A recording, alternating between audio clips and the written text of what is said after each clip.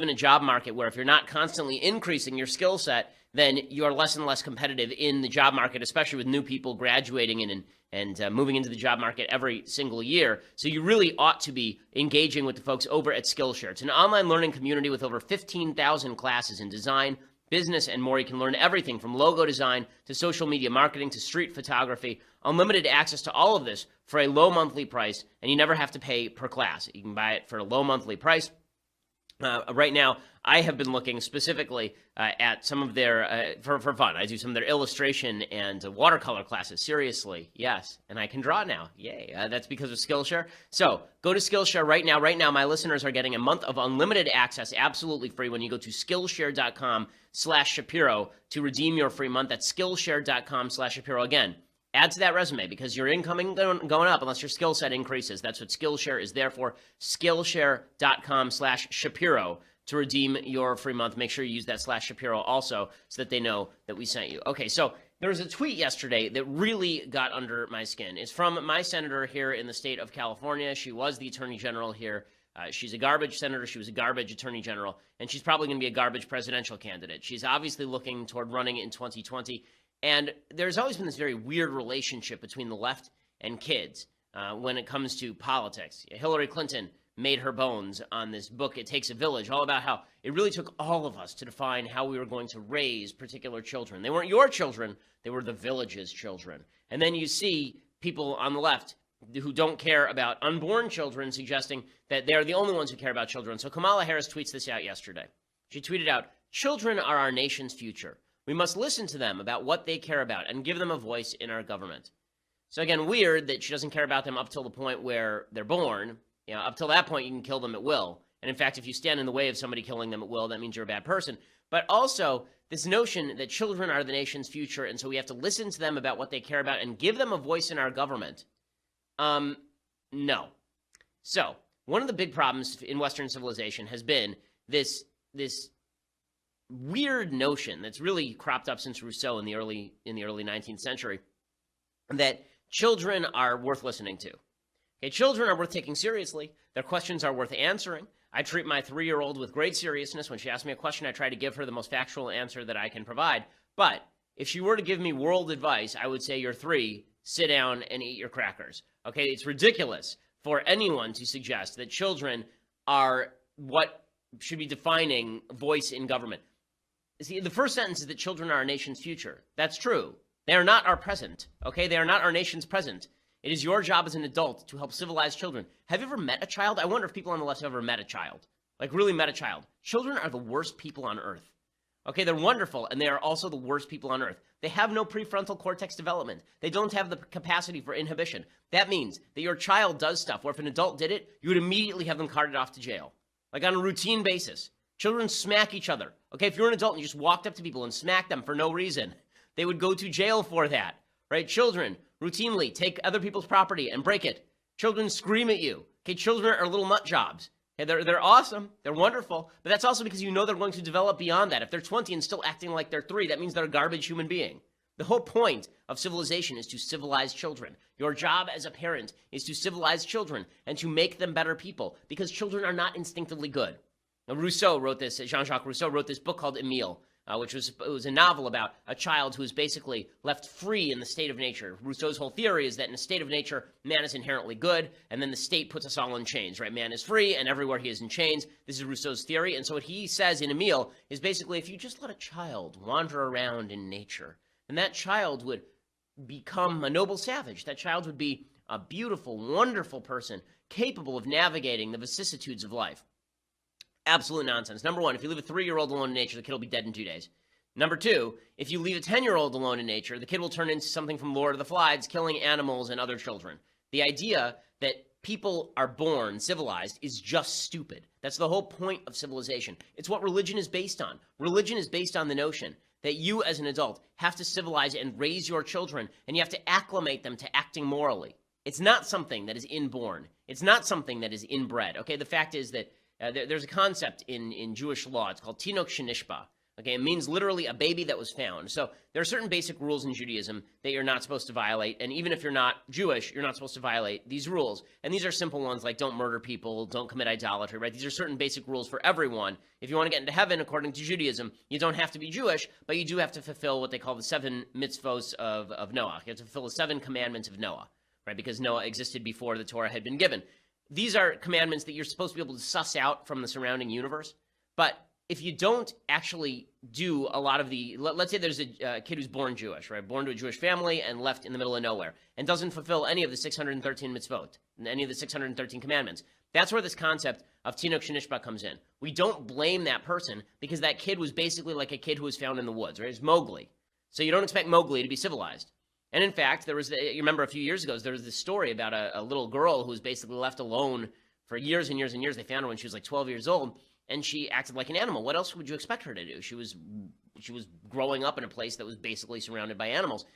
How you raise your children matters. This idea that children are going to that they have some sort of God-given innocence and wisdom that is something that we should listen to. No, they have a God-given wonder about the world that is amazing to behold and lovely, and it reminds you how beautiful life is because when you view the world through a child's eyes, it reminds you that things around you are really cool and really interesting. But kids' moral notions are usually really, really stupid because kids are little immoral cretins. Okay, they only get smart later. Again, their brains are not developed to the point where they can actually have smart moral thoughts. Okay, this is why even teenagers are not really developed to the point where they have smart moral thoughts. The reason that teenagers act like idiots all the time is because their amygdala, which is their emotion center in their brain, is overdeveloped, and their prefrontal cortex, which is the inhibition center, is underdeveloped. So that's why teenagers do stupid stuff. So when she says we have to give children a voice in our government, what, you want 3-year-olds to vote? But what really underlies this perception? What really underlies this perception? The left doesn't really believe that children ought to be making their own decisions. The left believes that they ought to be making decisions for your children.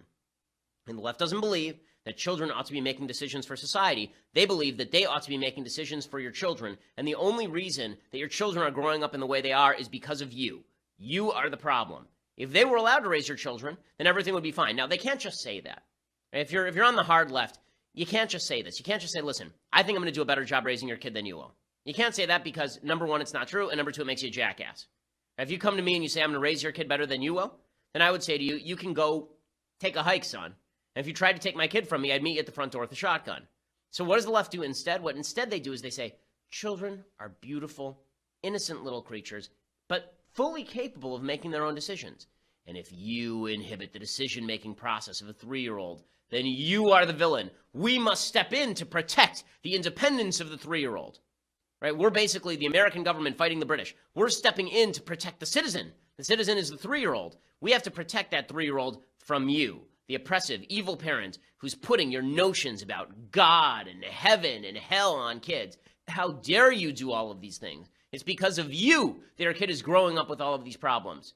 If your kid were just allowed to make their own decisions, just like Emil, then everything would be fine. And it's our job to step in and make sure that kids can make their own decisions. That's how you end up with idiocies like this story from Rockland Academy Schools, which is a Sacramento area charter school. This is Paul Bois of Daily Wire reporting. A kindergarten teacher at Rockland Academy Schools, a Sacramento area charter school, recently held a transition ceremony to celebrate what she believed was the transgenderism of a 5-year-old boy in her class who fancies himself a girl, and she did it without obtaining consent from or even notifying parents.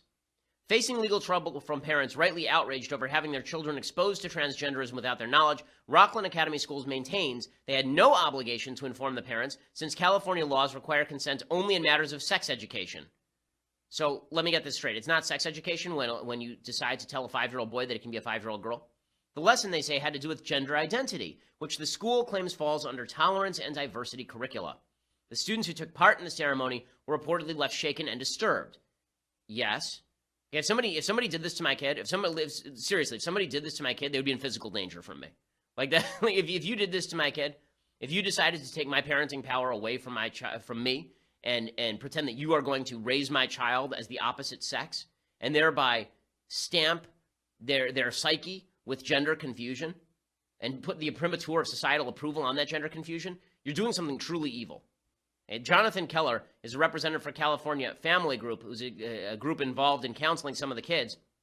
He said parents only learned of the ceremony from their kids, which began with a lesson on transgenderism that involved 2 books, I Am Jazz and The Red Crayon, that were both about the subject. I Am Jazz, of course, is about that kid who's on reality TV who, quote, from the time she was 2 years old, Jazz knew that she had a girl's brain in a boy's body. Again, this is biologically incorrect, and it's asinine, okay? There is no such thing as a girl's brain in a boy's body. Again, and that's true because you don't actually have evidence of what a girl's brain looks like. It's so funny. The feminists who say there is no difference between a girl's brain and a boy's brain, suddenly they go completely silent when you say it's a girl's brain in a boy's body.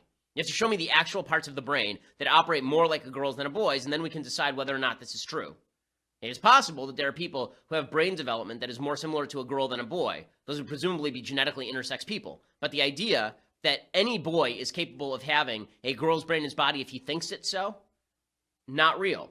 But again, this is the left saying that parents can't have a say in their own child's future because we're defending the children. Don't you understand? We're defending their innocence. Do you understand that by suggesting that a child makes their own decision, you are ripping away their innocence? The hallmark of adulthood is the capacity to make your own decision. The hallmark of childhood is to be free not to make your own decisions on matters of weighty import. That's what parents are for. It's your job to have fun. It's your parents' job to take care of you, and it's your job to learn. And that's what being a child is all about. But the left has reversed this polarity now. Adults never have to take responsibility for their decisions, but children are to be left alone to make their own decisions. And if you intervene as a parent, you're the bad guy. Okay, before I go any further here, and there's another story I want to talk about that has some relevance here. First, I want to say thank you to our sponsors over at USCCA. So I want to tell you the story of a guy named Buddy. Buddy's an Army vet who spent his life defending his country and his fellow man. But when Buddy needed help, the screwed up legal system turned on him and threw him in jail for defending his family. When his daughter's angry ex-boyfriend showed up on Buddy's doorstep with a gang of thugs, he protected his family, but when the cops showed up, they arrested him. That's when Buddy called USCCA, and because he knew that his membership gave him exclusive access to a network of pro-Second Amendment attorneys, upfront funding for bail and legal fees, and the peace of mind that someone was on his side, he was okay. The USCCA got Buddy back to his daughter, back to his wife and his life, and they can do the exact same thing for you. Make sure that you are covered. DefendMyFamilyNow.com, DefendMyFamilyNow.com, in case you ever have to fire a gun. I promise you, the police are going to do something about it, and you need to be protected for that. Go to DefendMyFamilyNow.com today for more true stories and to discover how you can win a brand new gun. They also give away guns to some people who register, so you have a chance to win one if you go to DefendMyFamilyNow.com. Again, that's DefendMyFamilyNow.com. Education, training, you have a chance to win a firearm, and protection in case you actually have to fire one in a self-defense situation. DefendMyFamilyNow.com. Go and check it out. USCCA does wonderful work, and you should go give them a look. Okay, so the ceremony, getting back to the ceremony in this kindergarten class, LifeSite News described it this way. After the teacher introduced the 5-year-old student to the class as a boy, he then went into the bathroom and emerged dressed as a girl. The teacher then reintroduced her to the children, explaining that she was now a girl who now had a girl's name and was to be called that from now on. According to Keller, who's this guy from the family group, he said kids were left really deeply emotionally bothered and traumatized. There were several of the little girls that went to their parents and were crying, saying, "Mommy or Daddy, am I going to turn into a boy?" This is evil. It's evil. Okay, teachers who are teaching entire classrooms of small children that they can magically transform into members of the opposite sex. Okay, it's so funny. These people will say that if you teach people about religion, that that's teaching them myth. That if you teach them about Santa Claus or the Easter Bunny, that that's myth. Okay, this is significantly more mythical because it runs absolutely counter to biology. And the idea that kids are not malleable when it comes to sexual orientation, they're not malleable when it comes to gender identity, there's no science that demonstrates that at all. None. Okay, there may be genetic predispositions for transgenderism. There may be. There may be genetic predispositions on sexual orientation, but to suggest that environment plays no part is to ignore every single piece of available data ever. Like all of it. Not some of it, all of it. And yet this is what they say because there's an agenda, right? The agenda is to make it clear to children that gender identity is fluid. This is one of the things the left wants to do, is tear down the basic building blocks of Western civilization in order to build something anew. If we're all widgets, if we're all just claymation figures in their little parable of life, then they get to morph us however we want. They get to mold us and morph us however they want. And that means taking over our children and using them against us and using them against our standards of right and wrong. So the left, which will say that they have the power to go in and tell your 5-year-old child that he may be a girl, right? This is the same left that says that if a teacher prays on the 50-yard line, that teacher ought to be fired. There's a case out of the Ninth Circuit Court of Appeals today. It's an amazing case.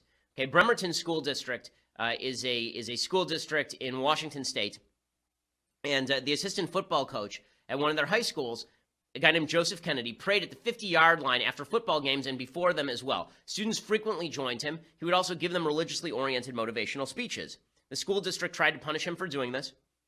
He settled for praying alone after games, but then he began praying at the 50-yard line before everyone had gone home. So instead of waiting till everyone left and then praying at the 50-yard line, he would go over right after the game. The game is over. He goes over, he prays at the 50-yard line, and surprise, surprise, a lot of the kids started joining him.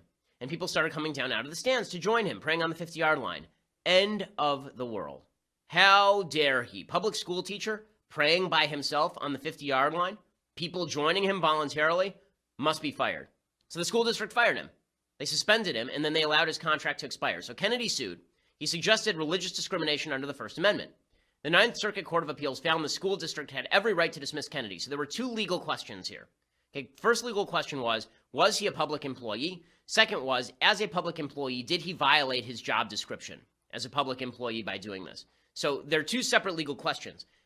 The court said when Kennedy kneeled and prayed on the 50-yard line immediately after games, while in view of students and parents, he spoke as a public employee, not as a private citizen, and his speech therefore was constitutionally unprotected. The case they make in favor of this idea is one, he's still wearing all of his high school gear. Second, if you were just a citizen, you couldn't walk out to the middle of the 50-yard line, right? You have to be a member of the high school staff in order to do this. So I think that this is actually legally arguable.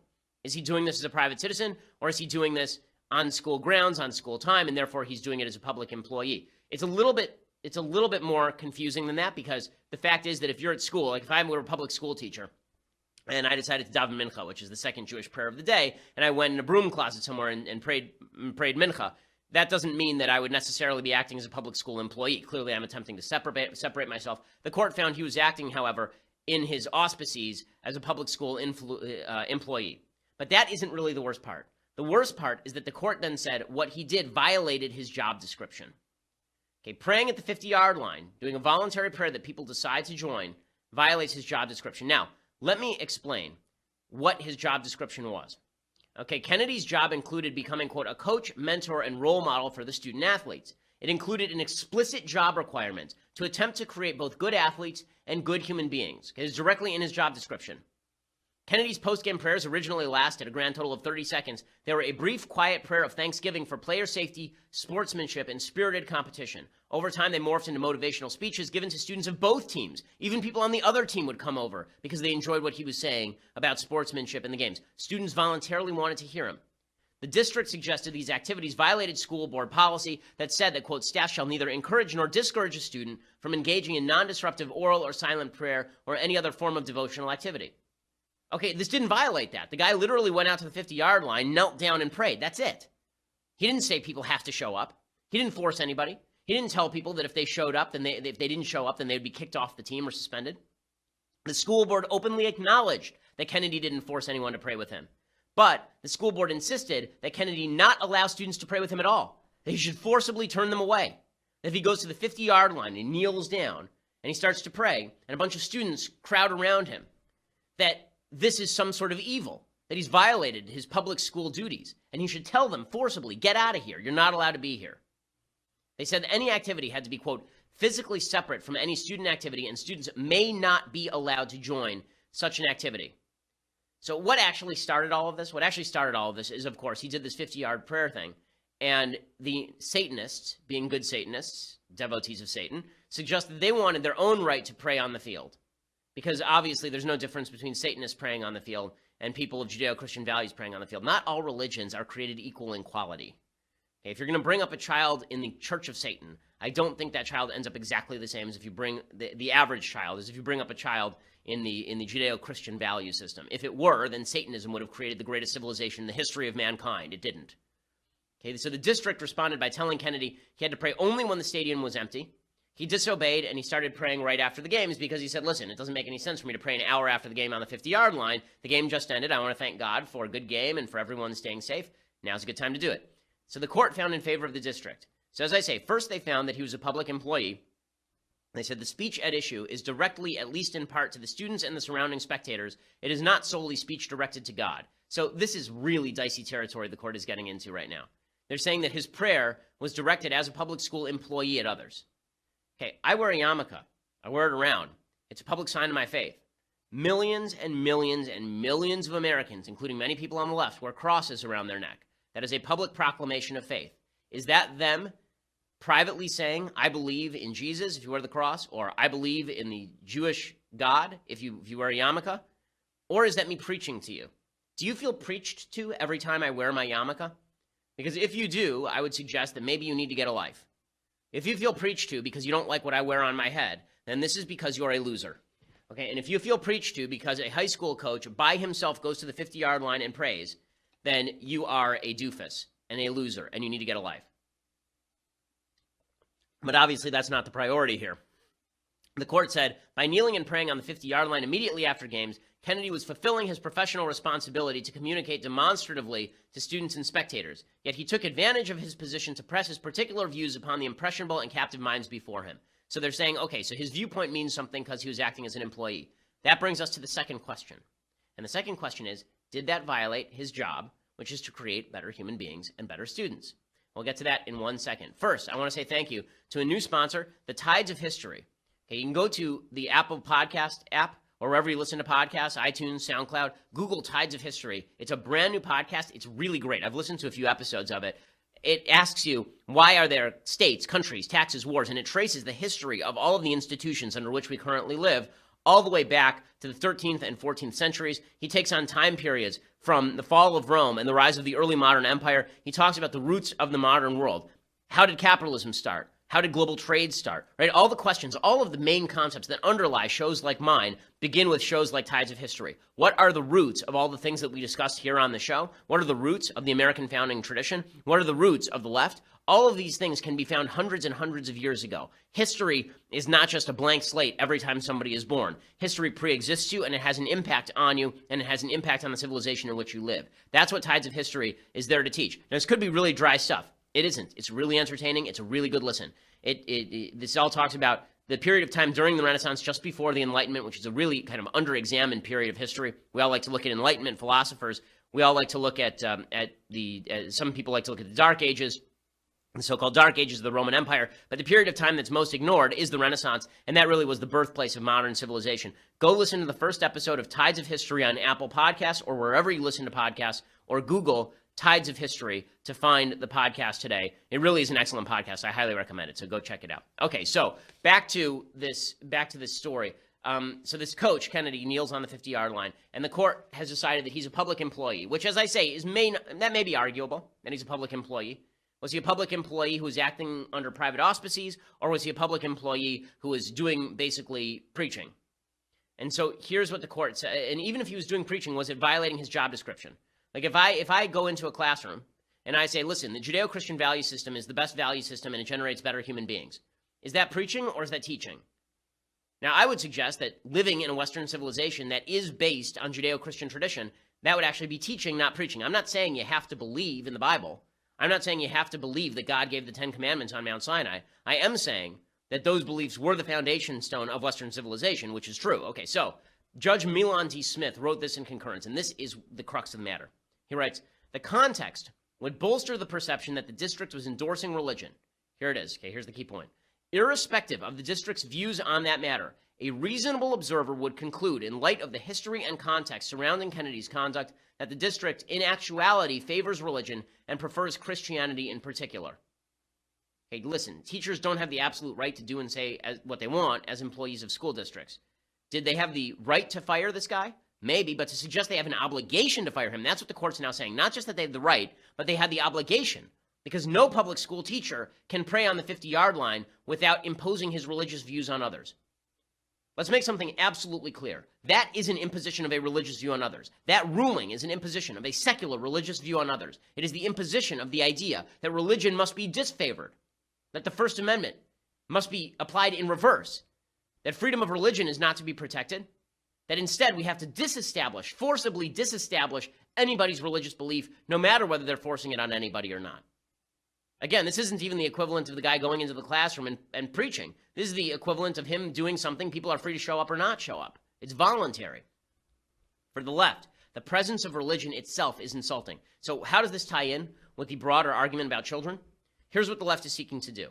They're seeking to say that a 5-year-old can be taught by their teacher without parental permission that he is a she, But a 15-year-old cannot have the option of praying at the 50-yard line with a coach. That's an agenda, folks. Okay, that's not about protecting the innocence of children. It's about depriving them of certain types of choice that they don't like and giving them types of choice that they do like. And when I say types of choice, I mean screwing them up permanently in many cases, because it is important to promulgate a leftist view of social politics. That's scary stuff. And, that's got to be fought at every turn by goodwill people who are parents. Okay, I'm a parent. You try to do this to my kid. You wonder why people are taking their kid out of public school and sending them to private school. You wonder why people are retreating from the public square. You wonder why the fever pitch of politics is so high right now. It's because of garbage like this. People feel that their children are being threatened by outsiders who think that they know how to raise their children better than I do. You don't even know my kids' names. You don't know their birthdays. You don't know a damn thing about them. You don't care about them. There's a point that Phil Graham made at one point. There was some lefty that he was interviewing on a Senate committee, and the senator was questioning the leftist, and the leftist said, "I care about your children as much as you do." And Phil Graham said, "What are their names?" That's exactly right. Parents have the ability to raise their children, and not only the ability, the duty. You have the duty to raise your child, and you have the duty to raise your child under a rubric of values that makes them a better human being. That is your charge in this life.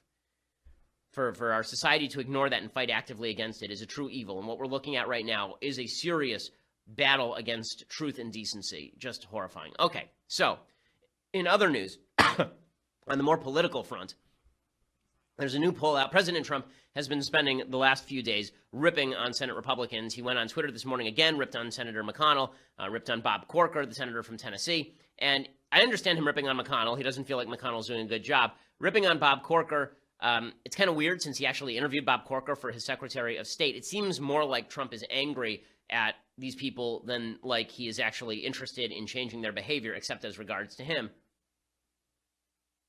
This is a distinction. If you're going to attack senators, the purpose of attacking a senator presumably is to move him on the issues.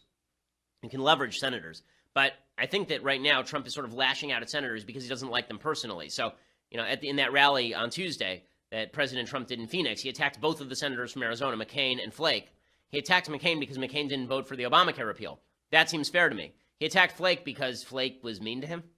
That seems to me less productive. Right now, there's a serious possibility that Republicans lose Flake's seat if Flake were to lose the primaries. If Flake loses the primaries, right now, a better shot that Flake wins the general than Kelly Ward, who's his primary opponent. Kelly Ward may be great. I don't know that much about her. But the fact is that when you're talking about primarying people, not because you want to change in their vote, but because they're mean to you, this is not positive stuff.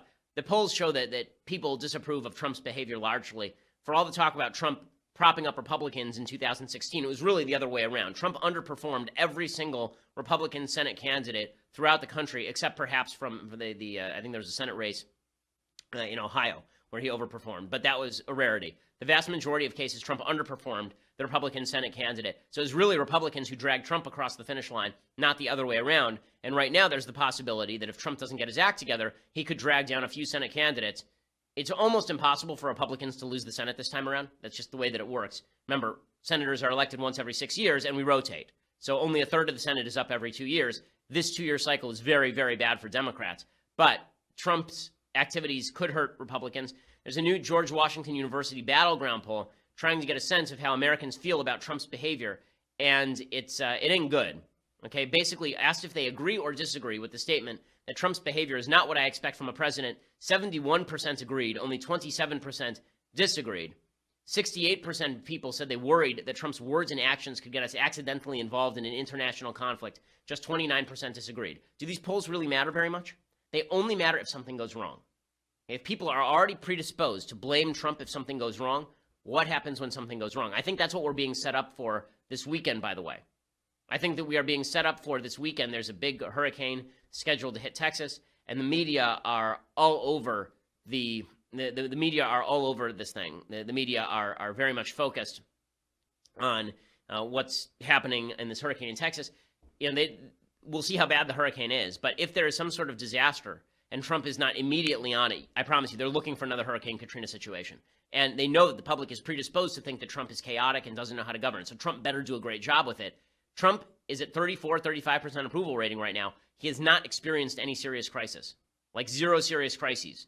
So if there is a crisis and he botches it, then you could see him tank, and that really could hurt Republicans. Meanwhile, there's chaos inside his own administration. I don't like this very much. Gary Cohn, who is President Trump's top economic advisor, he said, quote, "The administration can and must do better in consistently and unequivocally condemning groups like white supremacist groups and do everything we can to heal the deep divisions that exist in our communities." He said he felt compelled to, quote, "voice my distress over the events of the past 2 weeks." He said he was disgusted and appalled with Trump's response to white nationalists' role in the violence in Charlottesville. I agree with a lot of this, by the way, but Gary, you work for the guy. You work for the guy. Like, shouldn't you say that to him? I understand you're in a difficult situation when you work for Trump, because if you feel like you're doing a good job, you don't want to give up the power to help the American people, but you still are working for Trump. You know, if somebody at the company had a severe disagreement with me publicly, it would be a problem. And it is a problem for Trump when people inside his own administration are ripping him publicly and openly, like Gary Cohn is. We'll talk more about that. Plus, I do want to talk about the Democrats' new attempt to cast Trump as a crazy man. And we'll get to the mailbag. But first, you're going to have to go over and subscribe. For $9.99 a month, you get a subscription to Daily Wire. And if you subscribe right now, be part of today's mailbag. We are going to do a fulsome mailbag today. So make sure that you subscribe. $9.99 a month. You get the rest of the show live. On other weekdays other than Friday, you get Michael Knowles' show live. You get Andrew Klavan's show live. Both great shows. And right now, if you subscribe, get the annual subscription, you get this, the finest of all possible vessels, the Leftist Tears hot or cold tumbler. It is the greatest thing that you will ever see in your entire life. Once you hold it in your hands, you'll understand both the weight and the gravitas of this particular piece of kitchen item, of kitchenware. So check that out, $99 a year. Plus, if you want to just listen to us later, go over to SoundCloud or iTunes and subscribe, leave us a review. We always appreciate it. It helps us in our rankings on iTunes. Make sure you do that. We are the largest conservative podcast in the nation.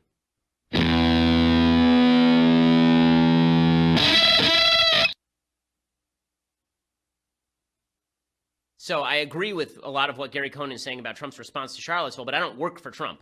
I understand Trump making a move against Gary Cohn now if he were going to do so, and I do wonder if Gary Cohn is setting himself up for that. I wonder if Gary Cohn, as Trump's economic advisor, is setting himself up so that when Trump fires him, he can say that Trump fired him for insubordination on an issue where Trump was wrong, rather than firing him for being a globalist, right, which is sort of what Breitbart wants him to be fired for. But there is this burgeoning attempt by people on the left and some people on the right to cast Trump as a crazy person. A Democratic Congresswoman yesterday suggested that there are signs that worry us about Trump's mental health. This is Zoe Lofgren of California comparing Trump to a person who has Alzheimer's. Well, actually, the legislation urges the vice president, along with the cabinet, to secure the assistance of medical professionals. As has been noted by your prelim into this, a lot of people are concerned about the president's behavior. He seems to lack impulse control. He swings from topic to topic. Any of us who's had an older person that we know suffering from a mental decline can see certain signs that worry us. Okay, so this kind of nonsense, you're not supposed to say this stuff publicly generally because, this is what they call the Goldwater rule, that you're not supposed to psychologically assess people that you don't know very well. I mean, we used to do it all the time with Obama, say that he had narcissistic personality disorder, but that's not quite the same thing as saying the president is legit crazy. Like, Obama was clearly a narcissist, but that doesn't mean he can't do his job. Trump, I think, also is a narcissist. I think that he fits the textbook definition of a narcissist. But that does not mean that he's not capable of doing his job. This is all building up so that if Trump does something wrong, everybody's ready to pounce. This is all the setup. The punchline is coming. Okay, this is all the setup. The punchline is coming. Plus, I'm sorry, Democrats can't talk about crazy old people if they're not going to mention Nancy Pelosi. Here is the minority leader in the House talking about free speech. See if you can see what she's saying that is wrong and stupid. How could the Park Service justify denying that organization their free speech rights?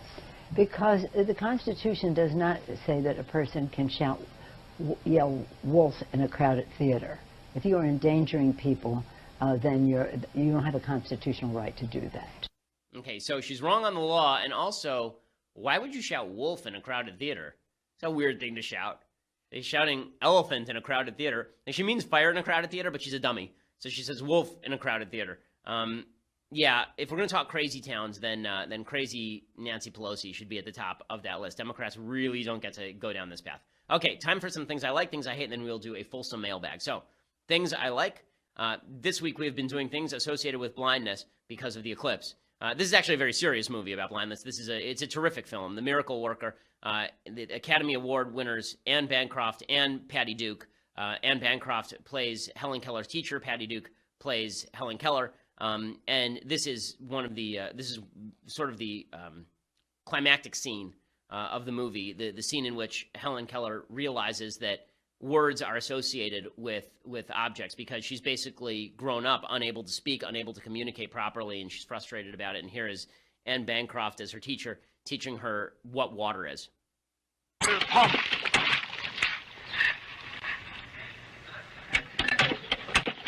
W-A-T-E-R, water. It has a name. W-A-T.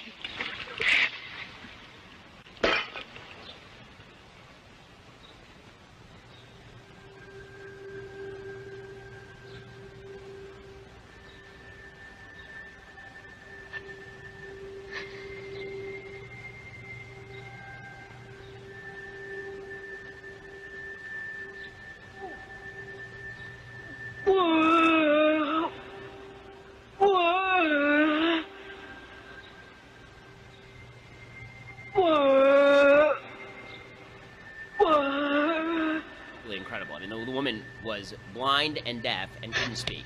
And somehow they figured she actually would give speeches. I mean, by the end of her life, she was given, for many years, she gave speeches on college campuses.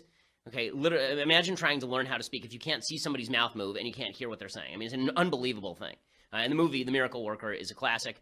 This is young Anne Bancroft. People remember Anne Bancroft from The Graduate, which is a garbage movie, but this is an actual good movie. The Miracle Worker with Anne Bancroft and Patty Duke. Mathis, don't give me that look. The Graduate's garbage. Well, we'll talk about that another time. Maybe we'll do a deconstructing the culture on why Mathis is wrong about that particular movie. Okay, so other things I like. Anytime there's a baseball brawl, I have to show it. That's just the way it works. So there was a baseball brawl yesterday between the Tigers and the Yankees. The funny thing about baseball brawls is basically the way they work is one person gets in a punch, and then everybody just tackles each other. And then they just dance around. So that's what this baseball brawl looked like. So Cabrera now will, oh, look out, there's a fight at home plate. Miguel Cabrera going toe-to-toe with Romine, and they're swinging with haymakers. Yes, they were. Wow. When is the last time you saw that? Each other. There's a very funny bit from Jim Bouton's Ball 4. They're still there. In which he talks about how he was punished by his team because during one of these brawls, like everybody clears, you see the bullpen coming in, people running in. And he says that in one of these brawls, he and a guy from the opposite team were friends. And so they would actually just like fake punch each other. They like dance around and they fake punch each other, look like they were really clocking each other.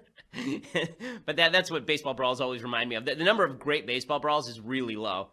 There was one last year where there was, I think it was between Texas and the Blue Jays, where the second baseman threw a punch that was like a first class cross. But mostly these baseball fights are not very good. Okay, time for a quick thing I hate, and then I want to get to the mailbag. Okay, so the thing that I hate today, one of the things that really annoys me is how there's a double standard with regard to the sorts of racist jokes that people make. So there's this Game of Thrones parody that is not very good, that was pushed by Huffington Post. A woman named Carolina Moreno wrote about this Game of Thrones parody called Gente of Thrones. It says, this Jon Snow knows something. So what is it? It's a bunch of, the idea is that all of the kingdoms have to get together to stop the White Walkers. Okay, this is supposed to be in Manhattan. So what are the White Walkers? This is the very end of the parody. What are the White Walkers, of course, who they have to get together to stop? You'll see.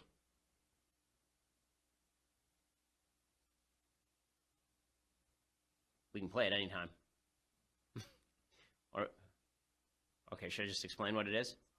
Okay, I'm just going to explain what it is because it's frozen. Okay, so what it is, you won't get to see.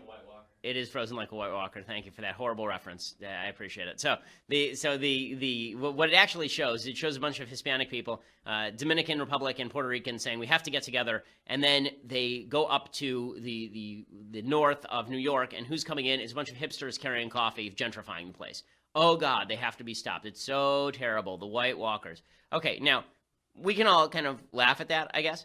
But can you imagine if the situation were reversed? Imagine if, for example, there were a bunch of people who made a parody video of Game of Thrones about building a wall to keep out the White Walkers, and it turned out it was a bunch of illegal immigrants from Mexico. Can you imagine the number of racist accusations that would appear, and that would likely be partially right?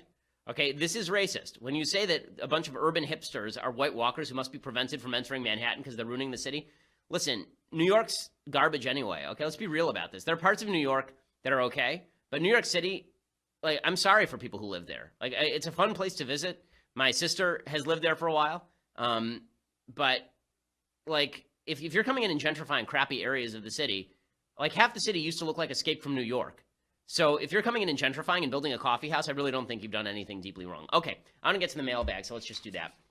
Matt says, do you think a black kid from the inner city has a greater than average chance of getting accepted to college because of affirmative action, or a less than average chance because they graduated from a crappy school? So the answer is that they have a greater than average chance of being accepted to college, but they have a less than average chance of graduating from high school with the proper grades. Okay, that's just the statistical fact. So if you graduate from high school with the same grades as a kid who is not, like, I don't want to compare apples and oranges. It is a complex social phenomenon. Schools in the inner city are not very good.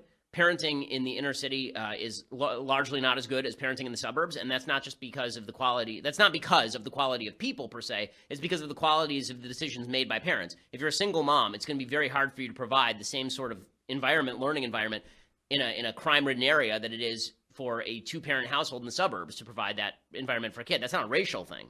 It has nothing to do with black and white. A black two-parent family in the suburbs is going to be better off than a single mom in the inner city. But it means that kids tend to underperform in the inner city academically, which is why when you see a lot of those kids move to charter schools outside those neighborhoods, they suddenly perform really well. This is why we shouldn't lock kids down to the public school in their neighborhood. We should allow them freedom of choice to go to schools outside their neighborhood. Then there's the question of affirmative action. Affirmative action is constructed in order to make it easier for black kids from the inner city to get into school. I mean, that's what it's constructed to do. So, of course, it's easier by that standard. Okay, Daniel says, hello, Ben. Will you ever grow a beard, and is taxation theft? So, two weird questions. Will I grow a beard? So there is, I've grown some pretty heavy stubble. It starts to itch. It gets to a certain point, it's really itchy. So I'm not really huge on the growing of the beard. Also, I mean, look at this punim. You want to hide that behind a beard? Unless I'm going to grow like a Tormund Giantsbane style, like heavy beard, and just look like I was going to crack someone's skull all the time, then maybe. That seems like a lot of work and a lot of grooming, and food gets caught in it. So I'm not so big on it. Is taxation theft? So my view on taxation is, as I've said before, read Richard Epstein's book Takings. Basically, taxation is theft unless you're getting back the amount of services that justify the taxation. And it has to be you getting back the amount of services, not society at large, you. So if you are taxed for the Defense Department, it is the purpose of tax, not the amount of tax, that's really at issue.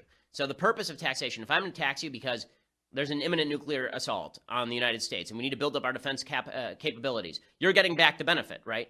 You are being taxed for a collective benefit of which you receive. If you tax me for welfare, I'm not receiving the welfare, so you're just taking my money and giving it to someone else. Then taxation is theft. It's redistribution. Haley says, do you think one should go to college for a degree they don't currently need? Is it worthwhile to have a degree just in case? Thanks. Well, it depends on the degree. I mean, I think that your degree should always be focused toward job prospects. I think that, you know, if you want to go get a degree in Western Civ, go for it. But that doesn't necessarily come along with a job offer. I think that it is very important that people be educated and be ready to work even if they are not currently doing so. So even before I was married, I always wanted to marry someone who had the capacity to get a good paying job, specifically because I think that it's important if, God forbid, something should happen to me, that my wife be able to take care of our kids. I think that's a decent measure of getting an education. But you shouldn't get a degree if you're better off not getting a degree. If you're better off moving to Nebraska and working on a pipeline, then do that. It's all about jobs. Daniel says, what do you think is the biggest obstacle standing in the way of a libertarian-Republican merger? So it used to be a social conservative view of what government ought to do. It is not anymore. Now the biggest obstacle is the basic Republican idea that government should be involved in a ton of crap. Okay, that the government should be involved in fixing the world. I don't think government should be involved in fixing the world. Libertarians are right about that. On the other hand, as I say, I think libertarians look at Republicans and conservatives and they say, you people with your crazy churches and your crazy God, why can't you just read Ayn Rand? And the reality is that without that church-based social fabric, without that Judeo-Christian value-based social fabric, you can't have a libertarian society. It quickly devolves into nihilism. It quickly devolves into libertarianism will devolve into libertinism without us being able to restrain ourselves, right? This is John Adams' entire point. You can't have a free country without a moral and religious people. Shaylin says, hello, I would like to answer my question you read last week. And so I remember I read a very bizarre question last week about puppies, kitties, piglets, and baby sea turtles. What do they have in common? I said they're all animals. Well, apparently the correct answer was they make people. Somebody said they make people happy. No, that's a stupid answer. William says all of these mentioned babies are protected by law, but human babies are not. So that was it. That is a better answer, but not even. It's really not a true answer. I mean, the fact is that once a baby is born, it's protected by law. I don't know that unborn baby sea turtles are protected by law. Although they may be. They may very well be. Travis says, some will say that God has established morality in our hearts. Then why do some of us have different or bad morals? And if it is based on belief, then why do we not have an epidemic of crime among atheists? I believe that morals come from parents and other adults during young age, not from the existence or belief in God or religion. Well, okay, so two things. One, that is begging a question. When you say that morals come from your parents and that your parents and society teach you about morals, I agree. Where did they get them? Where did they come from? You just said they don't come from the human heart. So don't your parents have a human heart? Where did their standards come from? I mean, at some point there weren't humans on planet Earth. Where did they get their morals? So you can't have it both ways. You can't say that nature doesn't generate morality, but your parents generate morality without revelation. It doesn't work that way. If you want to make the natural law case that that morality springs up in human hearts, you can do that, and you can then say revelation is less important. But if you're going to deny nature and natural morality, then it's very difficult to deny revelation as the source of morality. So that is that's my answer on that. As far as why do we not have an epidemic of crime among atheists? Because atheists were raised in a Judeo-Christian value system and still believe in the fundamentals of that value system, even if they don't believe in the God that provided them. As far as natural law, the idea that the human mind reflects God's mind on morality, I think obviously there are certain basic things that most human societies have in common, like don't murder. Right? I think that the Judaic take on what are the things that I actually mentioned this earlier in the show without even reading this letter. Basic takes on things like don't kill people. That I think is pretty well embedded in the human code. But don't kill people versus war is an interesting distinction because a lot of societies have discovered don't kill people, but there are also very few societies that have discovered that don't kill people applies to everyone, right? Everyone who's not actively attacking you. Isaac says, hi, Ben. I'm uncertain of my stance on law enforcement. What are your thoughts on balancing the power of law enforcement and the protection of civil rights? Could all problems be solved simply by getting rid of bad laws? For example, the war on drugs. Could privatization play a role? So I think that you should not put a law in the books unless you want it enforced. I think that law enforcement is there to protect your rights. If they're not protecting their rights, then they've obviously exceeded their mandate. Drew says, Ben, why is it the largest cities in history are typically the most evil, blatantly sinful? Nineveh, Sodom, Gomorrah, Rome, Las Vegas, New York. Thanks for what you do, Drew. Well, I wouldn't exactly compare Sodom and Gomorrah to New York. Las Vegas is a better argument. But I think that the answer is that when you stack a lot of people in a very small amount of space, then there's a lot of conflict that inherently rises up. And there's two ways of dealing with the conflicts. One is with tyranny, and the other is with libertinism. When you have people who are separated and they're in family units and there's not a lot of people right around them, you have to focus in on how do you make your family good, right? And there's less friction from the people right around you. But think of living in an apartment. Like I live in a house now, but we lived in a condo for a while. There's obviously more conflict with the person on the other side of the wall in the condo than there is with the person on the other side of my wall in my house. There's more separation. That conflict means we have to come up with a basic agreement. That agreement's either going to be that we abide by a certain set of rules together, or, and that can very quickly devolve into tyranny because we all want to control each other's behavior, or it can devolve into you do whatever you want on your side of the wall, I'll do whatever I want on my side of the wall, never the twain shall meet, but then when you piss me off, I'll kill you. Right? And very often that's how it ends in big cities. People, as much as we like to talk about people need other people, we do, but too much of other people will make you crazy. Michael says, what does Ben Shapiro have to stop himself from buying if he finds himself with some extra cash?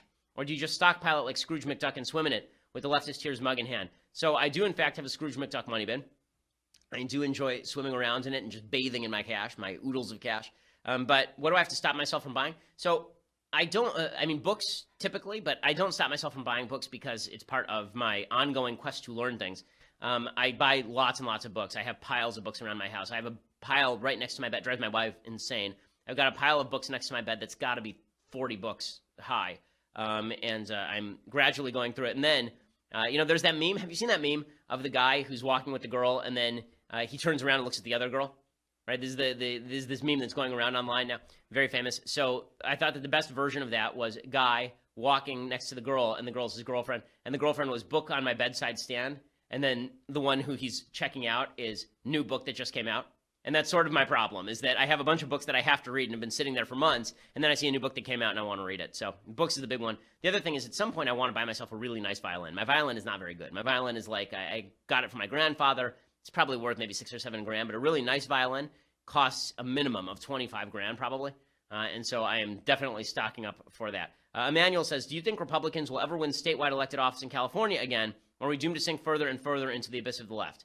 The answer is yes. I do think that Republicans will win again through one of two things. One, things get so bad that Republicans are just the default position and people react, people wise up. Second, all of the leftists eventually leave California after ruining the state. Republicans reoccupy the state in 100 years and it becomes red again. Right? This is my theory of population movement, is that Republicans come, conservatives come, make a place awesome. Leftists follow, make the place crap. Conservatives leave, the place devolves further into crap. Leftists leave, conservatives reoccupy and make it good. Okay, Karen says, hey, Ben, my parents got a pet hamster this week and they named him Mr. Shapiro in your honor. I am deeply honored. Do you think there's a chance Republicans completely abandon Trump so he can go on to create his own political party and they can get some things done in Washington? Thanks for doing what you do. Well, I don't think that Republicans will abandon Trump. I think Trump may abandon Republicans. I think Trump may get so frustrated that he decides, screw you, I'm forming my own little coalition, and he goes some people on the left and some people in the Republican Party and tries to get things done. The problem is the people who love him from the Republican Party are not even close to the people who are sort of okay with him on the left. The people okay with him on the left like big government. The people who are okay with him on the right are typically very much in favor of his regulatory cuts, for example. So there's not a lot of common ground there. Okay, so here are a couple of live questions. What is your favorite Monty Python skit or movie? My favorite Monty Python movie is Holy Grail, obviously. My favorite skit in that movie is still the duck skit, the witch and the duck skit. Okay, do we have any more questions? We're having some technical difficulties, as you can tell. Neil says, would you consider being gay a byproduct of free will from God? In other terms, would we have gay people if religion never existed and science was our only foundation? Would it be considered counterproductive to the species? Well, I mean, I don't know. That's a weird way to put it. I would suggest that all sexual activity has a voluntary component. I don't know that all sexual drive has a voluntary component. Your temptation is your temptation. I think there are environmental impacts on your temptation. I mean, every study ever done has suggested this. But I think that the notion that it is pure science, that if it weren't for our capacity to choose, would there be homosexuality? Sure. I mean, bonobos have homosexuality. So the idea that only heterosexuality can be found in nature is not true. Would evolution select against it? Yes, evolution would clearly select against it. It would remain a very, very small contingent of the population. Okay, Mitchell says, Ben, I've noticed our generation just wants to fight to make everything fair. Why do most young people think life is going to be fair? How do we convince them it's never going to be fair? All we ever hear is how we deserve and it's not fair, but both of these statements are stupid. No one deserves anything. Life will never be fair. Mitch, I agree with you. One of my pet peeves is the idea that life is fair. It's because in America, we want people to have a fair shot, but having a fair shot does not mean fairness of outcome, and it's very easy to mix up the two. We tend to look at two people who have an unequal outcome, and then we say, society must have screwed them. That's not right. It's quite possible that they made decisions in their life that were bad, or that they started from different places and society didn't do anything to them. Okay, Zachary says, hey, Ben, as a Christian who is exploring my faith, I'm interested in learning more about Judaism. How welcoming is the synagogue to Christians? Well, you can show up. I mean, like, no one's going to throw you out. We don't do conversions, so it's difficult to convert to Judaism. We actually discourage conversions, mainly because you're taking on an enormous number of commandments that you actually don't need to do to get into heaven. But if you're interested in learning about Judaism, there are a lot of books on it. The synagogue probably wouldn't be the best place to start, is the truth, because we mumble a lot to ourselves for 2 hours, basically. That's what an Orthodox service looks like. There's some singing, but there's a lot of mumbling. So if you're not ensconced in that, then it probably does not. It's not where you go for a great time in the synagogue. But if you were looking to learn about Judaism, I would start with the Old Testament. Read the Old Testament. It's amazing how many people who believe in the Old Testament haven't actually read the thing. Let's see. Someone says, do you watch Rick and Morty? I don't even know what Rick and Morty is, so I will have to check it out. Mathis is giving me a skeptical look. Mathis, as my adopted son, dictates that I must actually check it out, so I will now check out Rick and Morty. That has now become an obligation upon me. We'll find out how that goes. Okay, so finally, we have reached the bottom of the mailbag. There are no more questions to be asked this week, but if you wish to subscribe, then next week you too can be part of the mailbag and have all of your life questions answered. We'll be back here on Monday. Try not to screw things up. Okay, you did okay last weekend. It wasn't so bad last weekend. Please try not to screw things up so much this weekend. I'm Ben Shapiro. This is The Ben Shapiro Show.